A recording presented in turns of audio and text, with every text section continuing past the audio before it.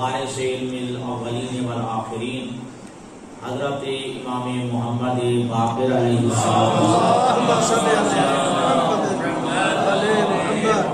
ولادت کا سعادت کا دن بھی ہے، اور اسی مہینے میں جناب سیدۃ نساء العالمین کی لخت جگر عالم غیر معلمہ جناب سیدہ زینب الکبریٰ کی بھی ولادت با سعادت، اور اسی مہینے میں محسن اسلام مربی پیغمبر حضرت ابو طالب علیہ السلام کی وفات کا دن بھی ہے، اور اسی ماہ رجب المرجب میں امیر کائنات حضرت علی بن ابی طالب علیہ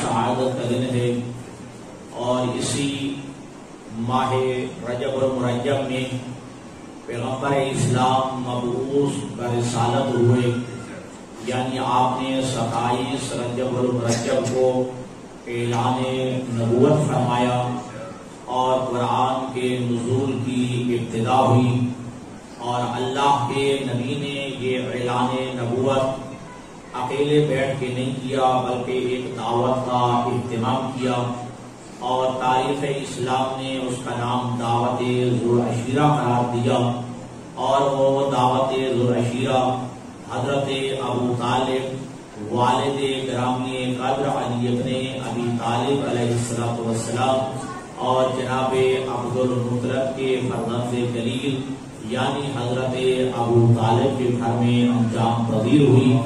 وہاں اللہ کے نبی نے اعلان نبوت فرمایا، اور اسی ماہ مبارک میں حضرت امام موسیٰ کاظم علیہ السلام کی شہادت بھی ہے، اور اسی ماہ مبارک میں لخت جگر زہرا حضرت امام حسین علیہ السلام مدینہ سے مکہ کی جانب روانہ ہوئے۔ صلوات پڑھیے محمد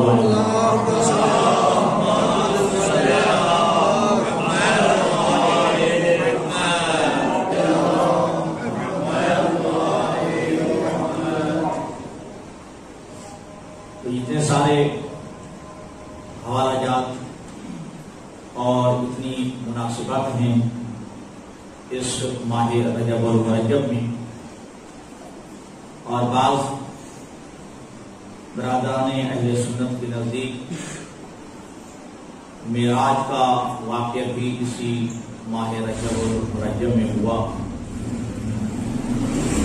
اور یہ پیغمبر خدا حضرت محمد مصطفیٰ صلی اللہ علیہ وآلہ وسلم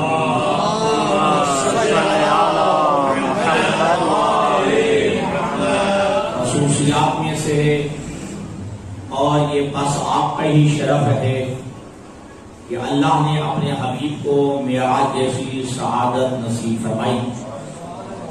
حضرت آدم علیہ السلام سے لے کر حضرت عیسیٰ علیہ السلام تک کسی نبی کو اللہ نے یہ معراج جیسی سعادت نصیب نہیں فرمائی۔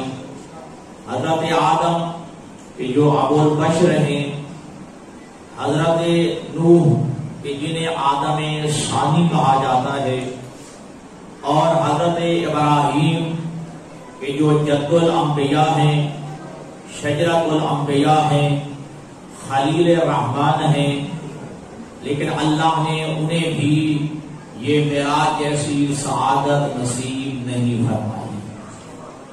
اور حضرت موسیٰ علیہ السلام کہ جو اللہ کے کلیم نبی ہیں، جنہیں کلیم اللہ کہا جاتا ہے، اور اسی طرح حضرت عیسیٰ علیہ السلام کہ جنہیں روح اللہ کے لقب سے ملقب کیا جاتا ہے، یعنی وہ حضرت عیسیٰ کہ جنہیں اللہ نے اپنے عمل سے، اپنے روح پھونکنے سے خالق اکبر نے حضرت عیسیٰ کی تخلیق فرمائی، اور جنہیں بغیر باپ کے، بغیر والد کے کائنات میں آنے کا شرف حاصل ہوا، لیکن حضرت عیسیٰ علیہ السلام کو بھی معراج جیسی سعادت نصیب نہیں ہوئی، اور یہ سعادت نصیب ہوئی تو بس اور بس پیغمبر گرامی قدر کو، اور ارشاد ہوا کہ سبحان الذی اسری بعبدہ، پاک و پاکیزہ ہے وہ ذات کہ جس نے اپنے عبد کو معراج کرائی۔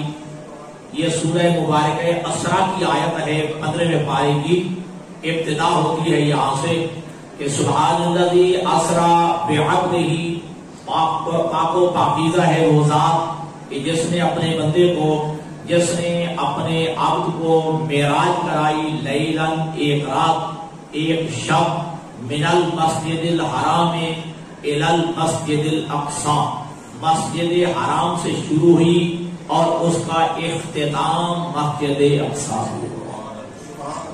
جس معراج کا ابتدا مسجد الحرام سے اور اختتام جو ہے مسجد اقصی پہ ہوا۔ اور پھر یہ کس لیے معراج کرایا؟ ٹھیک ہے، اللہ نے اس کی علت بھی بتا دی ہے، لِنُرِيَهُ مِنْ آیَاتِنَا، تاکہ ہم اپنے حبیب کو وہ آیات، وہ نشانیاں دکھائیں جو کائنات کے کسی فرد کو ہم نے نہیں دکھائی۔ سبحان اللہ، سبحان اللہ، سبحان۔ تو اللہ نے غرض و غایہ بھی بتا دی، علت بھی بتا دی، وجہ بھی بتا دی یہ معراج کی کہ اللہ نے یہ معراج کیوں عطا کیا۔ سبحان الذی اسری بعبدہ لیلا من المسجد الحرام الی المسجد الاقصی الذی بارکنا حولہ لنریہ من آیاتنا۔ تو ہم نے اپنے عبد کو معراج کرائی، تو یہاں لفظ عبد سے خالق اکبر نے یاد کیا ہے، یعنی خالق اکبر نہیں فرمایا کہ میں نے اپنے نبی کو معراج کرائی، نہ لفظ نبی نہیں آیا، اور یہ بھی نہیں فرمایا کہ میں نے اپنے رسول کو معراج کرائی، لفظ رسول بھی نہیں آیا، بلکہ کیا فرمایا؟ سبحان الذی اسری بعبدہ، اللہ فرماتے ہیں پاک و پاکیزہ ہے وہ اللہ کہ جس نے اپنے عبد کو معراج عبد کو معراج کرائی ہے۔ یہ دلیل ہے اس بات پر کہ عبدیت کی منزل عبدیت رسالت سے بھی بلند ہے، اب جو ہے مقام رسالت سے بھی بلند ہے، مقام نبوت سے بھی بلند ہے۔ تو لہذا جو ہے رسول کہہ کے نہیں، نبی کہہ کے نہیں، بلکہ عبد کہہ کے کہا کہ ہم نے اپنے خاص عبد کو معراج کرایا۔ تو یہاں یہ نہ سمجھ لیجیے گا کہ جیسا کہ بس اوقات لوگوں کے ذہن میں آتا ہے کہ عبد کے معنی خدا نہ خاصہ خطا کار کے ہیں، یا عبد کے معنی گناہ گار کے ہیں، عبد کے معنی خطا کا توجہ فرماتا ہے نا۔ یہ تو اسی طرح بسا اوقات یہ بھی لوگوں میں ذہن میں آتا ہے کہ دیکھیے لفظ بشر جو ہے ان ہستیوں کے لیے استعمال نہیں ہونا چاہیے، نہ ایسی کوئی بات نہیں۔ لفظ بشر بشرا سے نکلا ہے، اور بشرا کے معنی ہوتے ہیں جلد کے، کہ جس کے اوپر جلد ہے وہ بشر کے زمرے میں آتا ہے۔ لفظ وجد بشرا، ٹھیک ہے جی، اس سے جو ہے یہ نکلا ہوا ہے، تو لہذا جس پر بھی جلد ہے وہ بشر کے زمرے میں آتا ہے۔ اسی طرح اگر کوئی کہے کہ جناب یہ ہستیاں انسان کے زمرے میں نہیں آتی، ان کی نوع الگ ہے، ہماری نوع الگ ہے، ان کی جنس الگ ہے، ہماری جنس الگ ہے، لفظ انسان کہہ کے بھی یہ بات بندے سمجھتے ہیں کہ شاید ان ہستیوں کی توہین ہو جاتی ہے، اور ان ہستیوں کی جو ہے عزت و عظمت میں فرق آ جاتا ہے۔ نہیں میرے عزیزان گرامی قدر، نہیں میرے محترم، نہیں میرے جو ہے بچوں عزیزوں نوجوانوں، ایسا نہیں ہے۔ اللہ نے مکلف 3 مخلوقات کو قرار دیا ہے۔ مکلف یعنی جن مخلوقات پہ حلال و حرام کی پابندی کرنا واجب ہے، کہ جن مخلوقات پر حلال و حرام کی پابندی کرنا واجب ہے، اور جن پر عبادات خداوندی بجا لانا عبادت ہے، جن مخلوقات پر جو ہے یہ فرائض کی ادائیگی واجب ہے، جن پر جو ہے عقیدہ و عمل دونوں پر جو ہے عمل کرنا واجب ہے۔ وہ مخلوقات اللہ نے تین قرار دی ہیں، ایک فرشتہ ہے، ایک انسان ہے اور ایک جن ہے۔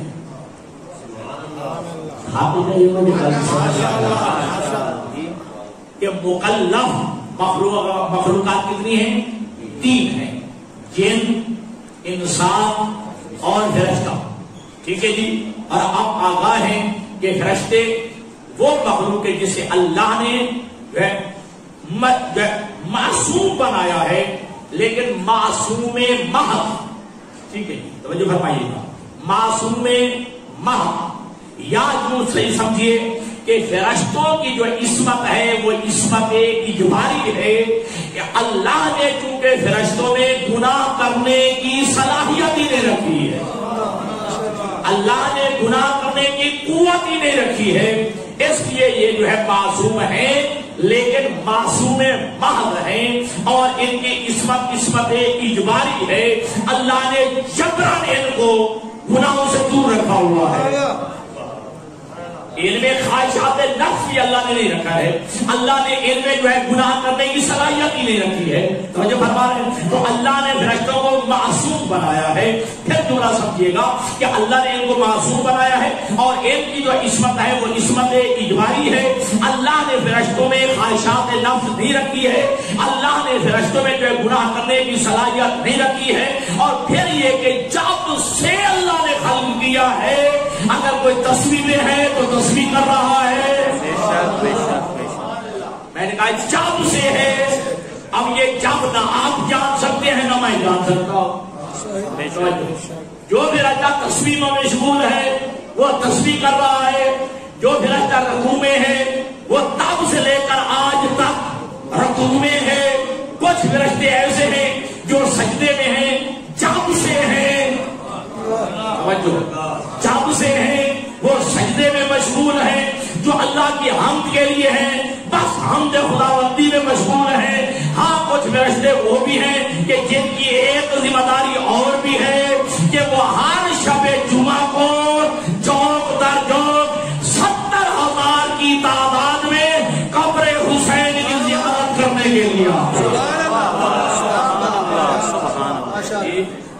قبر حسین کی زیارت کے لیے 70,000 فرشتہ ہر شب جمعہ کو امام حسین کی قبر کی زیارت کے لیے یہ آتے ہیں۔ لیکن معصوم کا جملہ سنیے گا، معصوم فرماتے ہیں جو ایک دفعہ فرشتہ امام حسین کی زیارت کو آ چکا ہے، شاید قیامت تک دوبارہ وہ قبر زیارت حسین کے لیے نہ آئے، کیونکہ اتنے فرشتے ہیں ان کی باری نہیں آ رہی ہے۔ تو آپ پتہ چل گیا نا کہ فرشتے پیدا ہوئے ہیں عبادت کے لیے، جملہ سمجھنا، فرشتے پیدا ہوئے ہیں عبادت کے لیے۔ اگر زیارت امام حسین عبادت نہیں ہے، اگر قبر امام حسین جن کی زیارت جو ہے یہ عبادت نہیں ہے تو اللہ نے فرشتوں کو کہاں کیوں بھیجا ہے؟ اور جب سے بھیجا 70,000 فرشتہ ہیں جو ہر شب جمعہ کو آتے ہیں، اور پھر جو آج تک آئے پھر دوبارہ نہیں آئے گا۔ تو 70,000 فرشتوں کو قبر امام حسین کی زیارت کے لیے بھیج کے خالق اکبر نے بتا دیا ہے کہ میرے معصوم فرشتے بھی عزادار حسین ہیں۔ حسینیت زندہ باد، حسینیت زندہ باد، یزیدیت مردہ باد۔ سبحان اللہ، سبحان اللہ۔ اور اچھا چلو، حالانکہ میرا یہ موضوع نہیں تھا، جب یہ 70,000 فرشتے قبر امام حسین کی زیارت کے لیے جنت کی جانب سے بڑھ رہے ہوتے ہیں تو حوران جنت، اہل قروبیین، ٹھیک ہے، یہ قدسیین اور یہ جنت کی رہنے والی مخلوق کہتی ہے کہ ہمارے لیے زمین سے ایک ہاتھی اور تحفہ لے آنا، ہمارے لیے ہاتھی اور تحفہ لے آنا۔ تو یہ فرشتے کہتے ہیں ظاہر امام حسین ہم زمین سے تمہارے لیے کیا جو ہے ہتھیار لے آئے؟ تو حوران جنت اور مخلوق اہالیان جنت یہ تقاضا کرتے ہیں کہ ہماری خواہش یہ ہے قبر امام حسین کی مٹی ہمارے لیے ہتھیار کے طور پہ امام حسین کی مٹی جو ہے تربت ہمارے لیے بطور ہدیہ بطور تحفہ لے آنا. تو اللہ نے 3 مخلوقات دیے، بات لمبی نہ ہو جائے. پہلی کیا ہے؟ اللہ نے رشتوں کو خلق فرمایا، یہ بھی مکلف مخلوق ہے، یعنی جن پر عبادت خدا واجب ہے. توجہ. لیکن چونکہ ان میں وہ اللہ نے خواہشات نفس نہیں رکھی، اس لیے ان سے گناہ بھی سرزاد نہیں ہوتا. یہ مجبور محض ہیں یا معصوم محض ہیں. ان کو عصمت عطا کی ہے تو عصمت اجمالی عطا کی ہے. اور دوسری مخلوق کون سی ہے؟ وہ ہے جن. وہ بھی مکلف ہے، ان پہ بھی نماز واجب ہے، ان پہ بھی روزہ واجب ہے، ان پہ بھی زکات واجب ہے، ان پہ ولایت بھی واجب ہے، ان پہ تولا بھی واجب ہے، ان پہ تبرہ بھی واجب ہے.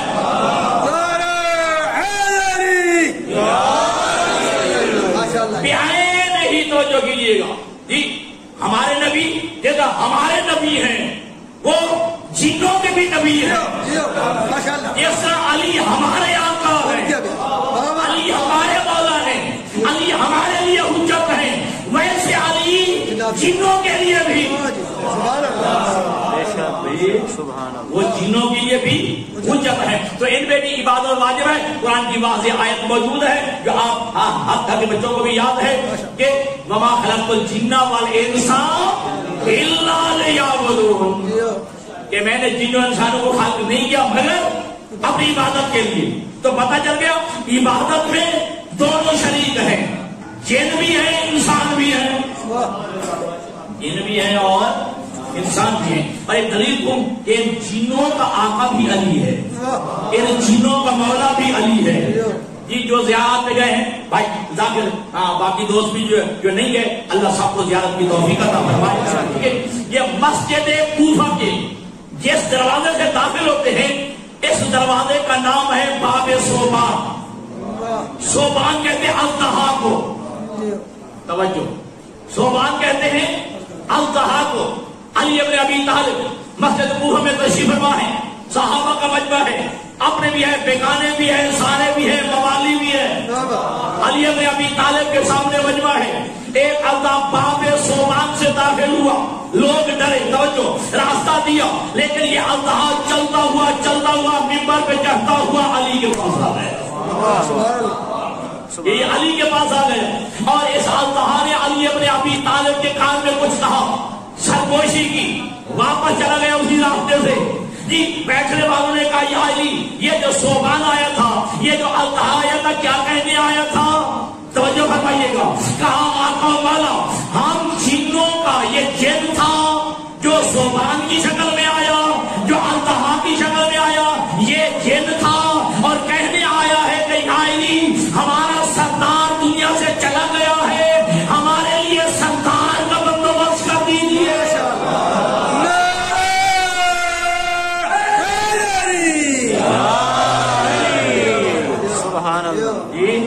تو لہذا یہ عین ہی انسانوں کی طرح یہ جن بھی مکلف ہیں. پہلی مخلوق رشتے، دوسری مخلوق جن. لیکن یہ جو ہے قرآن جو کہتا ہے کہ خالق الجان جی میں مارج، کہ یہ جو ہے جن جو ہے یہ بھڑکتے ہوئے شعلے سے پیدا ہوا، یہ ناری مخلوق ہے. ٹھیک ہے جی، ناری مخلوق ہے. آپ سے اب تیسری مکلف مخلوق رہ جاتی ہے انسان. ٹھیک ہے جی، جس پر نماز و روزہ حج صدقات خیرات واجب ہے. ٹھیک ہے، اسی طرح جو ہے حلال کی پابندی، حرام سے جو ہے بچنا واجب ہے، عقائد اعمال فرائض کی ادائیگی واجب ہے. وہ تیسری مخلوق ہے انسان. ٹھیک ہے جی. اب 3 ہی تو مخلوقات ہیں. میری ابتدا سمجھ آ رہی تھی یا سے میں نے شروع کی. 3 تو مخلوقات ہیں، یا فرشتے ہیں، یا جن ہیں، یا انسان ہیں. اب انبیاء کو اور ائمہ کو کس مخلوق میں سے ماننا ہے؟ بات تو سمجھ آ رہی ہے جی. انبیاء کو بھی اور ائمہ خدا کو بھی اب کس مخلوق میں سے ماننا ہے؟ ٹھیک ہے، یا تو چوتھی مخلوق مانا جائے.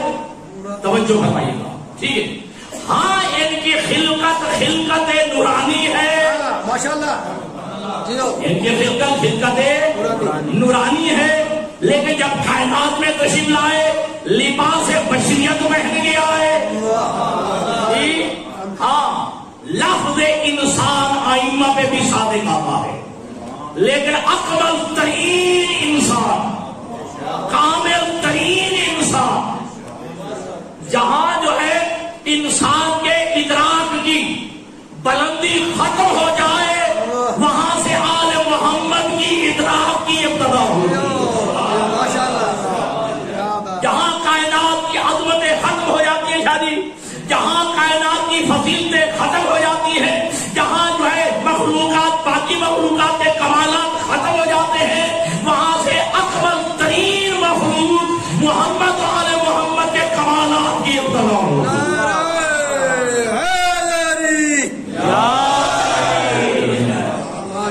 بات سمجھ آ گئی ہے، سمجھ آ گئی ہے. تو لہذا آل محمد یہ جی انسان کے کامل ترین فرد ہیں. ٹھیک ہے جی، ہاں کامل ترین انسان، کامل ترین جو ہے ہستیاں یہ محمد و آل محمد. اور اسی وجہ سے کہا کہ سبحان الذی اسرا بعبدہ، بابرکت ہے وہ اللہ، پاک و پاکیزہ ہے وہ اللہ کہ جس نے اپنے عبد کو معراج کرائی. ٹھیک ہے جی. اب وضاحت ہو گئی. آپ کوئی آپ گناہگار کا نام نہیں ہے، کوئی خطا کار ذہن میں نہیں آنا چاہیے آپ کے. ٹھیک ہے جی، کہ آپ کو خطا کار ہوتا ہے، گناہگار ہوتا ہے، ہماری جیسا جو ہے گناہوں کے ارتکاب کرتا ہے. تو میں نے کہا ہے کہ اپنے نبی کو، پیغمبر کو رسول کہہ کے نہیں بلایا، نبی کہہ کے نہیں بلایا، بلکہ کہاں اپنے عبد کو معراج کرائی. تو پھر پتہ چل گیا کہ عبدیت وہ ہے جو مقام نبوت سے بھی بلند ہے، جو مقام رسالت سے بھی بلند ہے.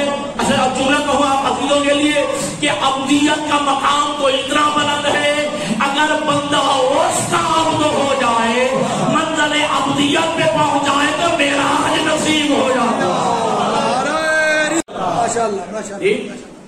تو اب عبدیت کی منزل پہ آ جائے تو معراج نصیب ہوتا ہے. اور یہی وجہ ہے کہ علامہ اقبال نے بھی جو کہا تھا، جو اس کا ٹکڑا ایک شعر کا جو ہے مجھے یاد رہ گیا کہ علامہ اقبال کہتے ہیں اب چیزیں دیگر وہ عبد ہو چیزیں دیگر. عام عبد ہونا اور بات ہے، اس کا عبد ہونا اور بات ہے. عام عبد ہونا اور بات ہے، اس کا عبد ہونا اور بات ہے. ٹھیک ہے جی. اور وہ سورت والنجم میں بھی ہے. ٹھیک ہے عزیز حافظ احمد اللہ بیٹے، یہ جو کمجد کی آیت ہے سورت مبارکہ ہے والنجم میں کہ فقانا قاب قوسین. ثم ہے جی، ثم دنا فتدلا، کیا بات، پھر قریب آئے اور قریب آئے. ٹھیک ہے جی. ثم دنا فتدلا فقانا قاب قوسین. قوس کے معنی کیا ہوتے ہیں؟ کمان. قوسین دو کمانیں. ٹھیک ہے جی.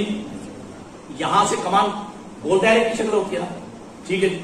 اچھا اس کو کمان کو یہاں یوں کرے، یوں، یہاں سے دوسری کمان یوں. ٹھیک ہے جی. یہاں سے نبی چلا تھا، زمین پہ آیا، یہاں سے چلا پھر وہاں پہنچا.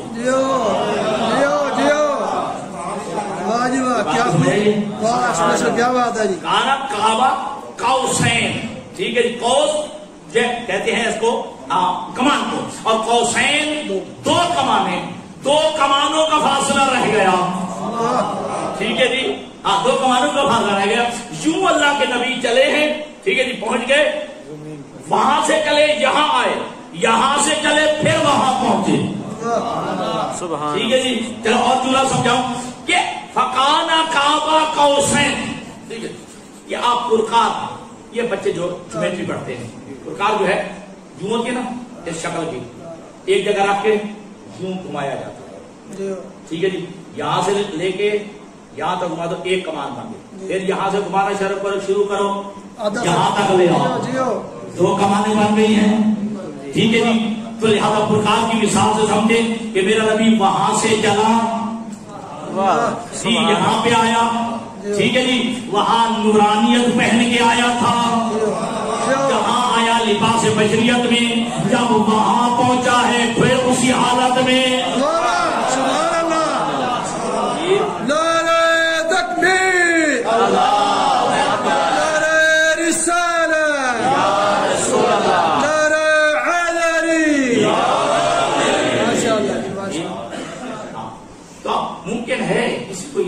سوا ہو. ہاں یہ تو ایک اللہ کا نظام ہے کہ جبریل نے آ کے کہا مالک نے یاد کیا ہے, آئیے یا رسول اللہ مالک نے یاد کیا ہے. ٹھیک ہے جی. اب یہ نہ سمجھیے گا کسی کو غلط فہمی نہ ہو کہ جبرائیل میرے نبی کو لے کے جا رہا. سبحان اللہ. یہ نہ سمجھیے گا کہ جبرائیل میرے نبی کو لے کے جا رہا تھا. دلیل دیتا ہوں, جب سدرۃ المنتہا پہ پہنچے رک گیا جبرائیل. کیا بات, کیا بات. ٹھیک ہے, تو میرے نبی نے کہا آگے کیوں نہیں بڑھتا؟ میرے نبی نے کہا آگے کیوں نہیں بڑھتا؟ تو کیا جملہ کہا, لو دنوت ان بولت اللہ ترکتو, اگر اس منزل سے ایک انگلی کے پورے کے برابر بھی ہٹ جاؤں میرے پر چل جائیں گے. تو جبرائیل کا رکنا دلیل ہے, یہ نہیں لے کے آیا وہ لے کے جا رہا تھا. بے شک جب میرے نبی نے کہا ہو پھر آجا آگے, کہا آگے میری منزل یہیں پہ ختم ہو گئی ہے. ارے یہ بھی چلو لفظی ترجمہ ہی لے لیا جائے, ظاہری ترجمہ لے لیا جائے, سدرۃ المنتہا. ٹھیک ہے, اگر ظاہری اس کا لفظی ترجمہ لے لیا جائے, سدرۃ بے منتہا انتہائی آخری جگہ. ٹھیک ہے, حقیقت میں یہ نہیں ہے جو معصوم فرماتے ہیں سدرۃ المنتہا کہ اللہ کا نبی عظمتوں کی انتہا تک پہنچ گئے. ماشاءاللہ ماشاءاللہ. عظمتوں کی آخری انتہا تک نبی پہنچ گئے. لو کرو تو انبولت اللہ طرف تو, اگر انگلی کے برابر پورے کے برابر بھی آگے بڑھ جاؤں تو میرے پر چل جائیں گے. ٹھیک ہے, اور آگے فرمایا مقام دونک لم یطؤ جبرائیل نبی مرسل اور ملک مقرب. اے اللہ کے نبی آگے وہ مقام ہے جسے آج تک کسی نبی نے بھی طے نہیں کیا اور کسی ملک مقرب نے بھی طے نہیں کیا. تو بہرحال آج معراج پڑھنا مقصود نہیں ہے, میں کچھ اور کہنا چاہتا ہوں. یہ ابتدائی جملے تھے تاکہ آپ کے ذہن میں آ جائے کہ معراج. اور یہ علامہ اظہر حسن زیدی, بچے انہوں نے تو نہیں دیکھا ہو, شاید شاہ صاحب نے دیکھا ہو, علامہ اظہر حسن زیدی مرحوم فیل بدی شاہ جو اپنا خطیب تھے, یہی آگے کہہ دیا جائے کرسی پہ مجلس پڑھیے, 2 گھنٹے کی مجلس کرسی پہ پڑھتے. ٹھیک ہے, میچ پہ پڑھنی ہے, لاکھ سے بائک پہ 2 گھنٹے کی تبلیغ کرتے. ٹھیک ہے, ٹرین پہ آئے, ٹھیک ہے, ٹرین لیٹ ہو گئی, جب ممبر پہ پہنچے ٹرین پہ پوری. ٹھیک ہے جی, کہاں آگے جو ہے وہ انجن ہوتا ہے, پیچھے بوگیاں ہوتی ہیں, بوگیاں انجن کے ساتھ متصل رہے تو کامیابی کی طرف پہنچ جاتی ہیں.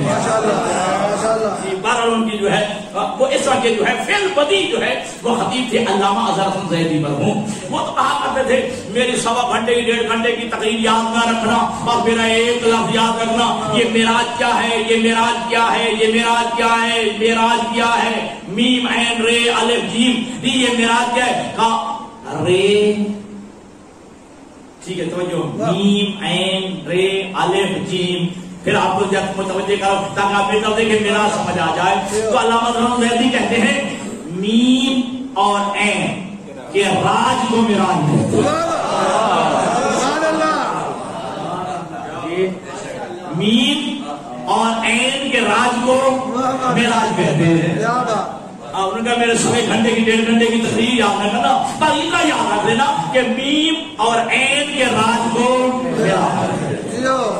سبحان الذی اسری بعبدہ, بابرکت اللہ کہ جس نے اپنے عبد کو معراج کرائی ہے.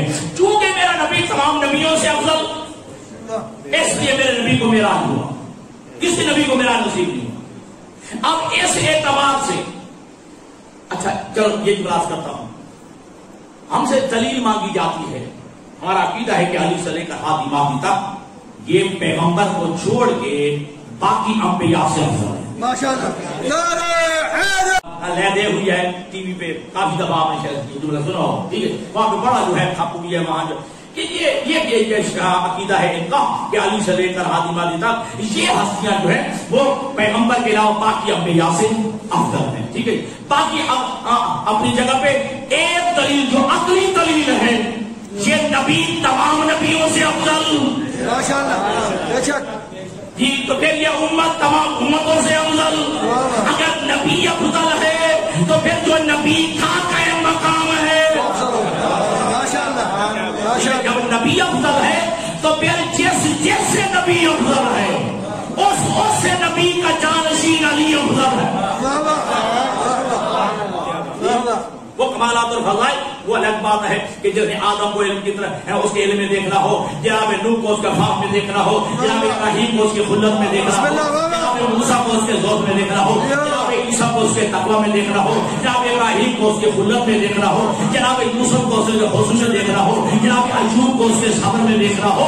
فَلْيَنْظُرْ إِلَىٰ عَلِيِّ بْنِ أَبِي طَالِبٍ، اور وہ محمد کو میرے کمالات میں دیکھ رہا ہو، اسے چاہیے ایک دفعہ علی کا چہرہ دیکھ لے.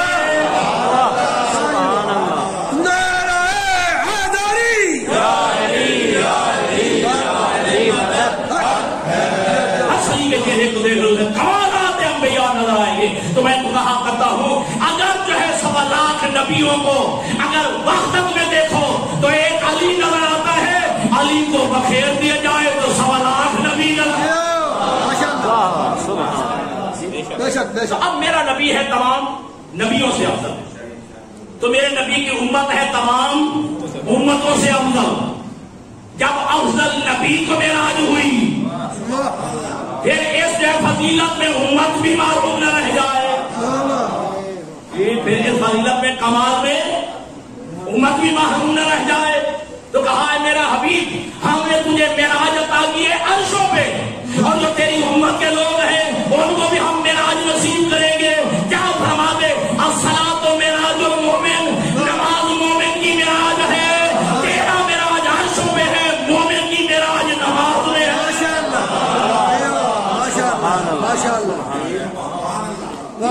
تو تیری معراج ہے عرشوں پہ، اور جو تیرے امت کے لوگ ہیں جو مومن ہیں ان کی معراج نماز میں ہے.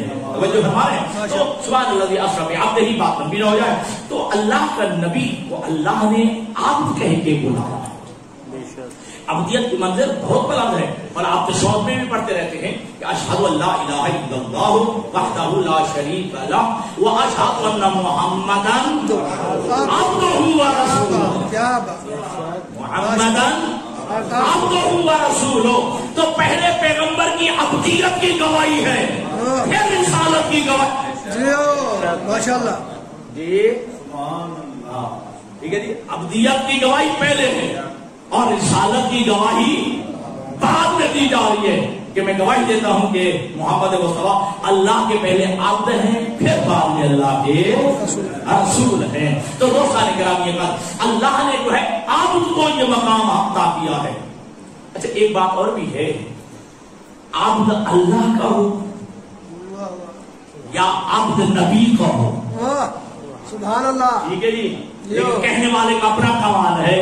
توجہ، کہنے والے کی اپنی فضیلت ہے کہ کہنے والے جو ہے اللہ کا عبد کہتے ہیں، اللہ اسے عبد کہتا ہے. کہنے والے ہر ایک اپنے آپ کو اللہ کا عبد کہتے ہیں اور اللہ اسے اپنا عبد کہہ رہا ہے. کائنات میں وہ ذات ہے علی ابن ابی طالب کی کہ وہ تو بڑی دور کی بات ہے. انا عبد من ابی محمد،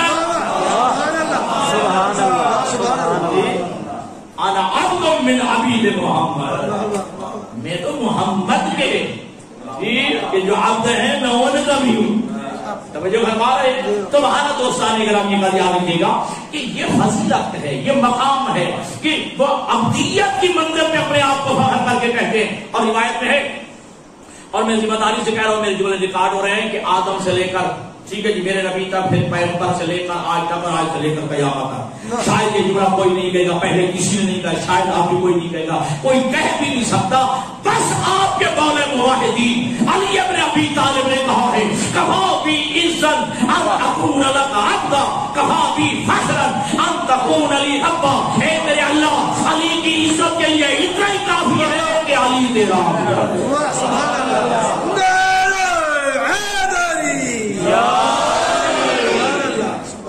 علی نے یہ نہیں کہا کہ میری عزت اس میں ہے کہ میں داماد پیغمبر ہوں، میری عزت اس میں ہے کہ میں جو ہے زہرا کا شوہر ہوں، میری عزت اس میں ہے کہ میں حسنین کا والد ہوں.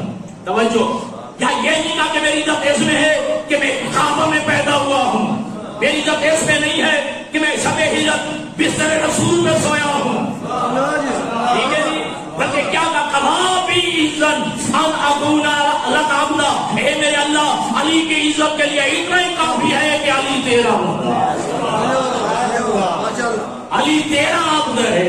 اور آگے جو جملہ کہا ہے کائنات میں بس علی نے کہا کفا بی فخرا ان تکون علی ربا، اور علی کے افتخار کے لیے اور علی کے فخر کے لیے بس اتنا ہی کافی ہے کہ تو علی کا رب ہے. سبحان اللہ سبحان اللہ. علی کے فخر کے لیے اتنا ہی کافی ہے کہ تو علی کا رب ہے. اور مناجات تو پڑھیے ابھی مفاد الجرا میں وہ مناجات لکھی ہوئی ہے کہ کہاں کائنات کا عظیم ترین بندہ، لیکن جب مناجات کی منزل بھی آتا کیا کہتے ہیں الہی وجدتک ربا کما احب فاجعلنی عبدا کما تحب. اے میرے اللہ میں نے تجھے ویسا رب پایا جیسا میں چاہتا تھا، اب مجھے ویسا عبد بنا دے جیسا تو چاہتا ہے. کیا ماشاءاللہ. وہ ایک جو ہے وہ والے جو ہے پڑھتے ہیں یا اللہ تیرا شکر ہے تو نے مجھے ویسا حل کیا جیسا میں چاہتا تھا. لوگ تو یہ ہے کہ پروردگار کی اب تو مجھے ویسا بنا دے جیسا تو چاہتا ہے. کیا بات کیا بات. میں نے تجھے ویسا رب ہے جیسا میں چاہتا تھا، اب تو مجھے ویسا عبد بنا دے جیسا تو چاہتا ہے. اور ایسے بھی پڑھ کر منظر عبدیت کیا ہوگی کہ علی ابن ابی طالب ہر ایک کے نزدیک جو عبادت کا مطلب نظر دو چیزیں ہوا کرتا ہے. نماز پڑھتا ہے بندہ اس لیے جنت مل جائے جہنم سے بچ جاؤ، روزہ رکھتا ہے اس لیے جنت مل جائے جہنم سے بچ جاؤ، جشن کراتا ہے، پروگرام کراتا ہے، سب کو خیرات دیتا ہے، دعوتیں کرتا ہے، افطاریاں کراتا ہے تاکہ جنت مل جائے جہنم سے بچ جاؤ. یہ تمہارے نزدیک عبادت کا مطلب نظر ہے. لیکن آئیے علی مولا کی بارگاہ میں چلتے ہیں. علی سے پوچھتے علی کی آواز آتی ہے الہی، توجہ رکھیے گا، الہی ما عبدتک خوفا من نارک ولا طمعا فی جنتک بل وجدتک اہلا للعبادۃ فعبدتک. اے میرے اللہ علی تیری عبادت اس لیے نہیں کرتا کہ علی کو تیری جنت کا لالچ ہے، اور علی تیری عبادت اس لیے بھی نہیں کرتا کہ علی کو تیرے جہنم کا خوف ہے. پھر کرتا کس لیے ہے؟ بس وجدتک اہلا للعبادۃ فعبدتک. اے میرے اللہ میں تیری عبادت اس لیے کرتا ہوں کہ میں نے تجھے لائق عبادت پایا.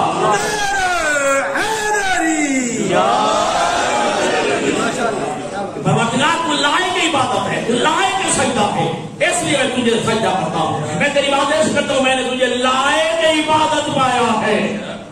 علی جیسا جسے جھک جائے اسے رب کہتے ہیں. سبحان اللہ سبحان اللہ. مطلب یہ کہہ دوں جو کسی کو جھک جائے وہ عبد ہوتا ہے، رب نہیں ہوتا ہے. ٹھیک ہے ماشاءاللہ. کسی کو جھک جائے وہ عبد ہوتا ہے، رب نہیں ہوتا ہے. اور یہ عبدیت کی منزل ہے کہ 1000 رکعت نماز پڑھنے والا، 1000 رکعت کے معنی 2000 سجدے کرنے والا، ہر رکعت میں 2 سجدے ہوتے ہیں نا، 2000 سجدے کرنے والا بھی اور افسوس کر کے کہے کہ کاش رات لمبی ہوتی، سبحان اللہ. آج رات لمبی ہوتی علی اس سے بھی زیادہ سجدے کرتا.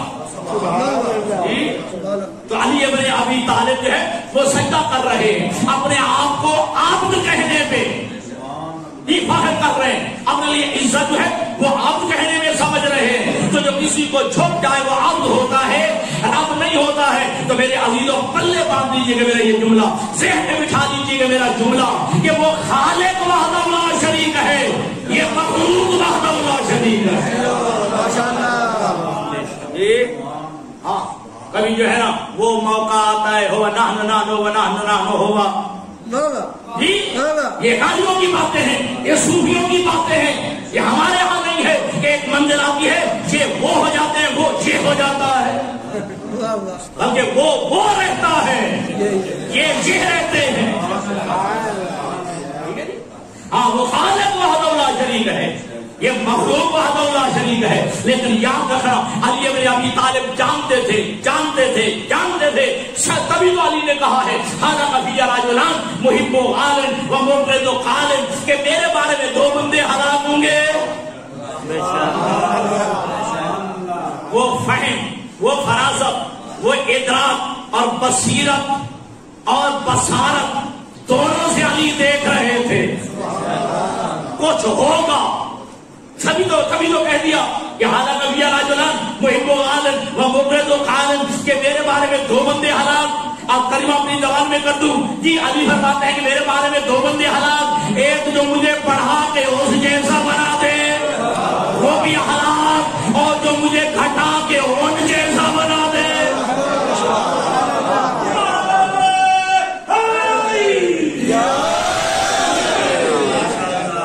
جو فرما رہے ہیں جو مجھے پڑھا کے اور جیسا بنا دے وہ بھی ہلاک ہے, اور جو مجھے گھٹا کے اور جیسا بنا دے وہ بھی ہلاک ہے. اور بکسر ممبر کہہ رہا ہوں, نہ کالی آل محمد کا ہے نہ کالی آل محمد کا ہے, نہ کالی آل محمد کا ہے نہ مکسر آل محمد کا ہے. نعرہ تکبیر اللہ اکبر نعرہ تکبیر اللہ اکبر نعرہ تکبیر اللہ اکبر نعرہ رسالہ یا رسول اللہ نعرہ رسالہ یا رسول اللہ نعرہ رسالہ یا رسول اللہ نعرہ حیدری. ماشاءاللہ بالکل چھوڑا فرمایا جناب. ہاں, اور آپ کو اجازت کیا ہے کہ غالی جو اول کر کے انہیں وہاں تک لے جائے. ٹھیک ہے, یہ بھی آل محمد کا نہیں ہو سکتا. جو ان کے کمالات, اس ذات کے کمالات, اس ذات کے صفات, اس ذات کے جو ہے امور اور افعال کسی میں مانے وہ بھی آل محمد کا نہیں ہے, اور مقصر بھی آل محمد کا نہیں ہے. مقصر وہ ہے جو علی کو شفیع نہ مانے, جو علی کو امام نہ مانے, علی کو مولا نہ مانے, علی کو ولی نہ مانے, علی کو معصوم نہ مانے, علی کو مطلع علی الغیب نہ مانے, جو علی کو خلیفہ بلا فاصلہ رسول نہ مانے. اگر دیکھنا ہے مقصد تو تب دیکھنا جب اللہ کرے حاج اور عمرہ تجھے نصیب ہو, اور جنت البقیع میں اگر تو کہے السلام علیکہ جب یا بنت رسول اللہ, اگر کہیں سے تھکے پڑے سمجھنا یہ مقصر ہے.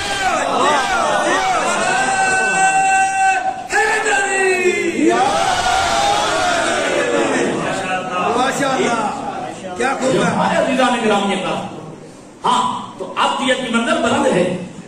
ہاں, ابدیت کو مانی خطاکار نہیں ہے, گناہگار نہیں ہے, یہ تو علی کی منزل ہے. علی فرماتے ہیں کہ میں تیری عبادت جنت کے لالچ میں نہیں, جہنم کے خوف سے نہیں, عبادت اس لیے کرتا ہوں کہ میں نے تجھے لائق کی عبادت جی جسے لائق کی عبادت پایا ہے, لائق کو سجدہ پایا. نہج البلاغہ میں امیر کائنات کے جملہ کا سب کی دامن تمام کروں. مولا کائنات علی فرماتے ہیں اگر اللہ اپنے بندوں پر عبادت کو واجب نہ قرار دیتا, اگر اللہ اپنے بندوں پر سجدوں کو واجب نہ بھی قرار دیتا پھر بھی واجب تھا.